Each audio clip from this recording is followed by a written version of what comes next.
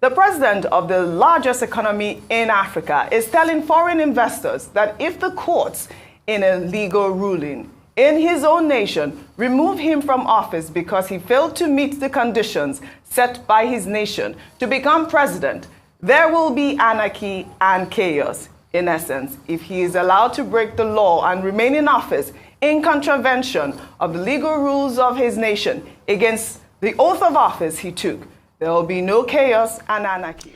For over 3 months now, the election petition tribunal sitting in the Court of Appeal, Abuja, have been sitting to hear the petitions filed against the APC and Obi Vs Tinubu, and also the Independent National Electoral Commission. But at this moment, there is no doubt that there is tension in APC camp in anticipating the rulings of the court. That majority means over 50%. Highest means even if you win by one vote. It doesn't necessarily have to be 50%. Yes, it can be one vote ahead. So the highest number of votes, that's the first condition. The second condition is that you must win 25% votes across 2/3 of Nigeria's 36 states, which is 24 states, plus FCT. It is an and FCT. You must win FCT. You must win at least 25% in FCT. Okay. So even if you win those 24 states, you have 25%, but you don't get 25% in FCT, there's a problem. Wow. But that has just been an added one. That has just been included. That is your constitution. That is the constitution. That is your constitution. And I'll give you the section of the constitution so you can go and check. That's your constitution. That's the constitution. Yeah, that's your constitution. Well, Emmanuel, yes. I mean, it is 87 million, right? Yes.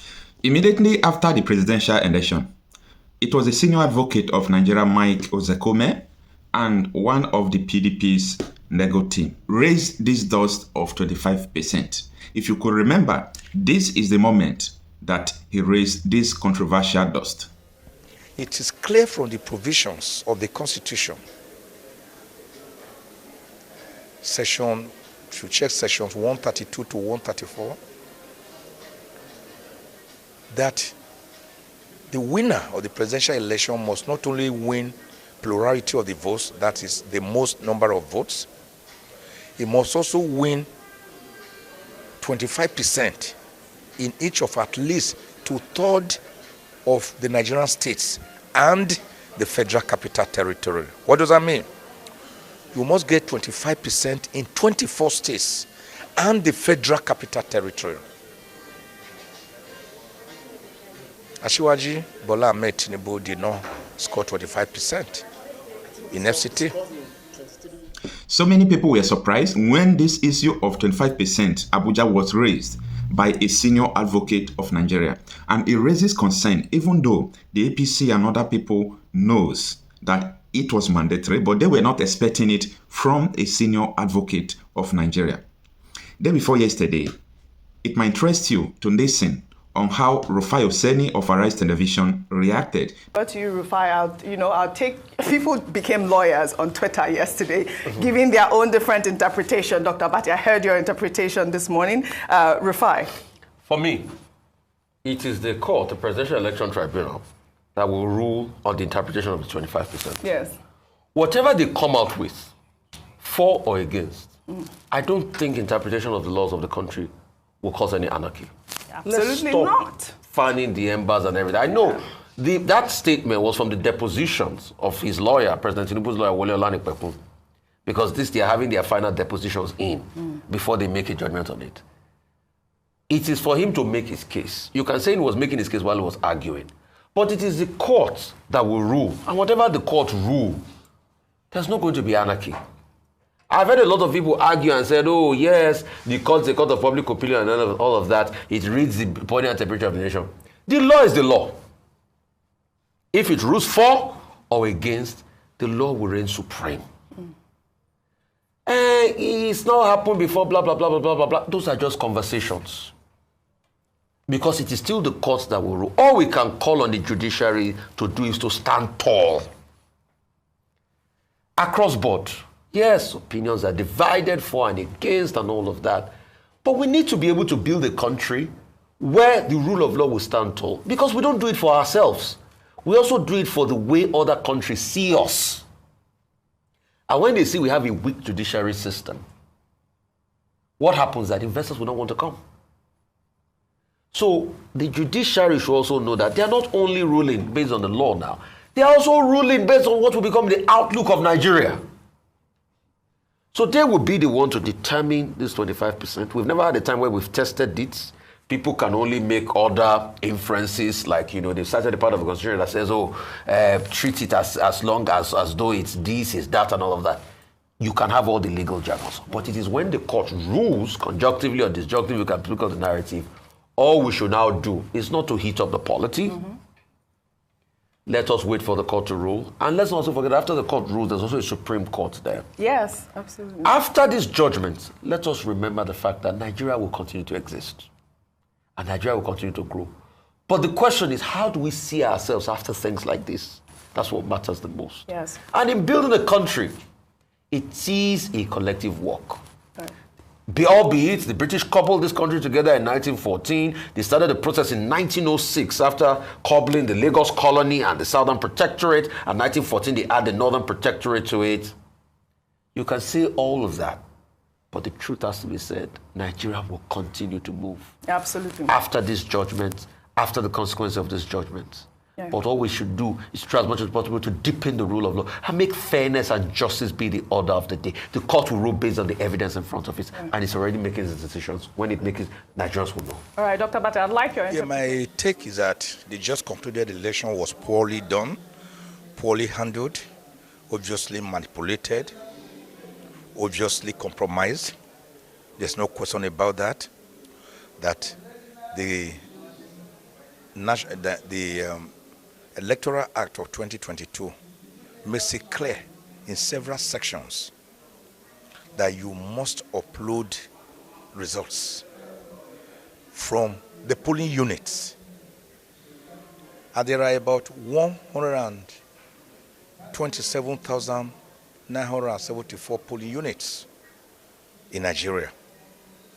The constitutional requirement is that you must upload results from these polling units. But what we saw was INEC resorting to manual, mutilating results, shutting down their portal for over 24 hours, during which time all the doctoring and surgical operations had taken place. The election was therefore not fair, it was not transparent, it was not genuine, it was not credible. And so the emergent president-elect is going to carry a very strong, heavy burden of legitimacy and lack of it on his neck like an albatross. It doesn't require even demonstrations or protests on the streets to drive home this point. The issue is a moral burden on him. And not only that, it is clear from the provisions of the Constitution, if you check sections 132 to 134,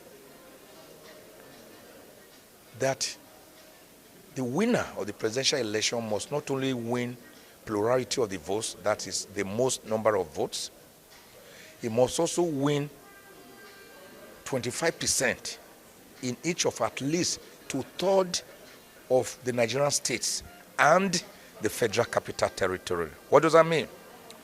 You must get 25% in 24 states and the Federal Capital Territory.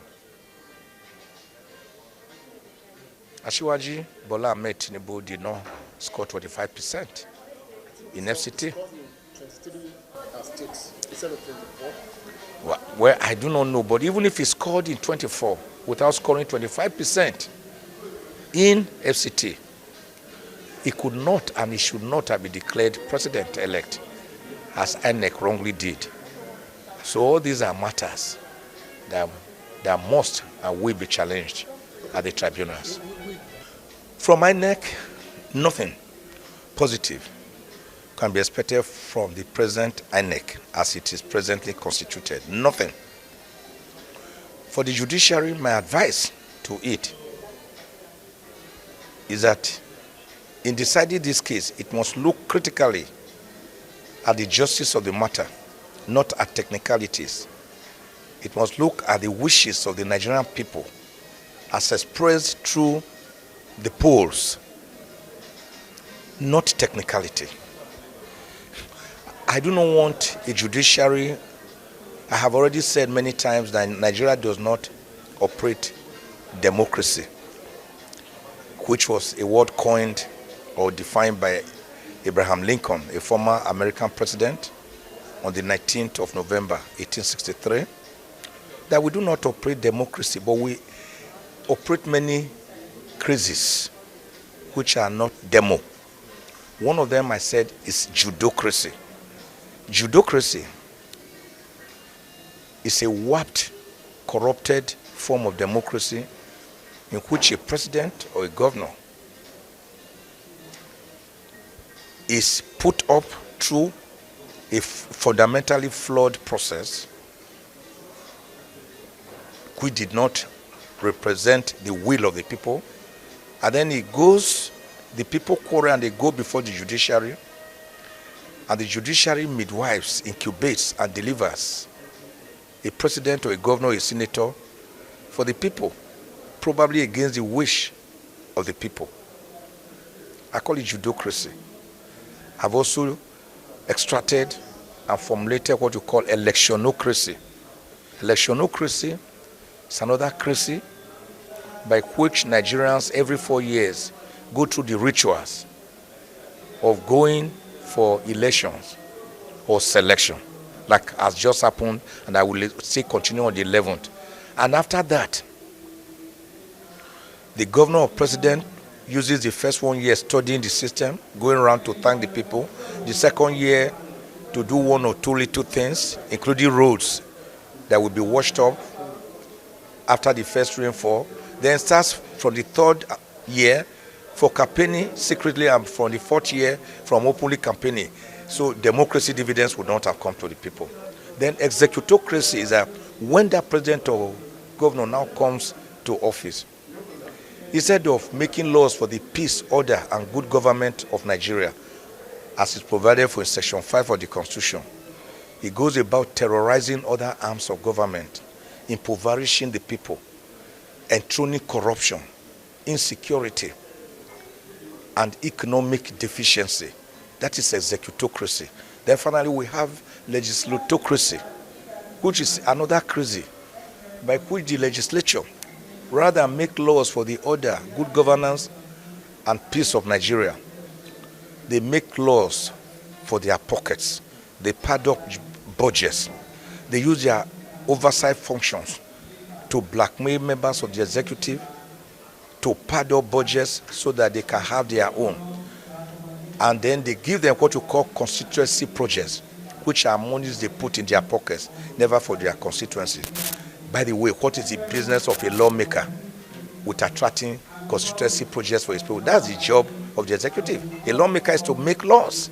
Simple. So until we change this mindset, this analog way of doing things, we can't go forward.